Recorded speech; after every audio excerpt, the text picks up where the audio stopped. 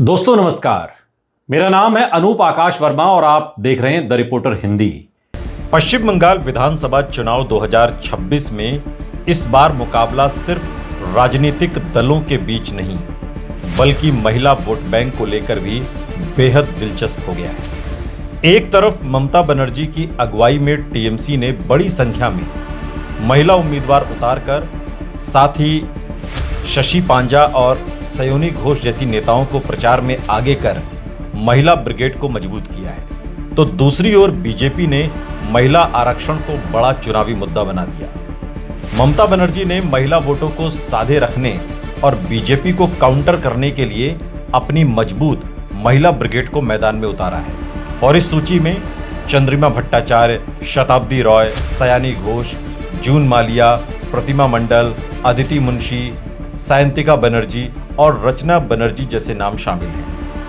Party ने सिर्फ अनुभवी नेताओं को ही नहीं बल्कि ग्लैमर और युवा चेहरों को भी उतारकर चुनावी माहौल को धार दी है। सयोनी घोष अपनी रैलियों में मां माटी मानुष का नारा बुलंद कर युवाओं और महिलाओं को जोड़ रही हैं, जबकि रचना बनर्जी, शताब्दी रॉय और जून मालिया ग्रामीण इलाकों में सीधे महिलाओं से संवाद कर रही हैं। इसके जवाब में बीजेपी ने पार्टी की सांसद और दिग्गज अभिनेत्री कंगना रनौत ने पूर्वी मिदनीपुर जिले के नंदीग्राम में बीजेपी उम्मीदवार शुभेंदु अधिकारी के समर्थन में एक भव्य रोड शो कर माहौल बना दिया। खुली जीप में सवार होकर कंगना रनौत ने जब नंदीग्राम की सड़कों पर हाथ हिलाकर लोगों का अभिवादन किया तो प्रशंसकों और कार्यकर्ताओं का हुजूम उमड़ पड़ा। लक्ष्मी भंडार योजना को भी जोर शोर से प्रचारित किया जा रहा है। इससे महिलाओं में टीएमसी के प्रति भरोसा मजबूत करने की कोशिश है। महिला नेता घर घर जाकर संवाद कर रही हैं। राज्य सरकार की योजनाओं जैसे महिला सुरक्षा, आर्थिक सहायता और सामाजिक कल्याण को सीधे मतदाताओं तक पहुंचा रही हैं। पार्टी का मानना है कि महिलाओं के साथ यह सीधा संपर्क चुनावी नतीजों में निर्णायक भूमिका निभा सकता है। इसके मुकाबले बीजेपी ने मातृ शक्ति वंदन योजना के तहत 3,000 रुपए देने का वादा किया है। महिलाओं को केंद्र में रखकर बीजेपी ने बड़ा दांव खेला है। बीजेपी सरकार बनने पर हर महिला को सालाना 36,000 रुपए देने का वादा कर रही है। साथ ही टीएमसी पर महिलाओं की सुरक्षा में विफल रहने और अपराधियों को संरक्षण देने का आरोप भी लगाया गया है। हालांकि ममता की बंगाल की बेटी वाली छवि को तोड़ना बीजेपी के लिए कठिन चुनौती है। पार्टी के पास फिलहाल ममता बनर्जी जैसा कोई स्थानीय चेहरा नहीं है।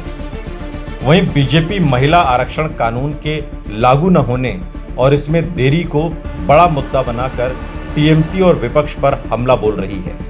पार्टी का आरोप है कि महिलाओं को वास्तविक राजनीतिक प्रतिनिधित्व अभी नहीं मिला है और इसे चुनावी वादों तक सीमित रखा गया है।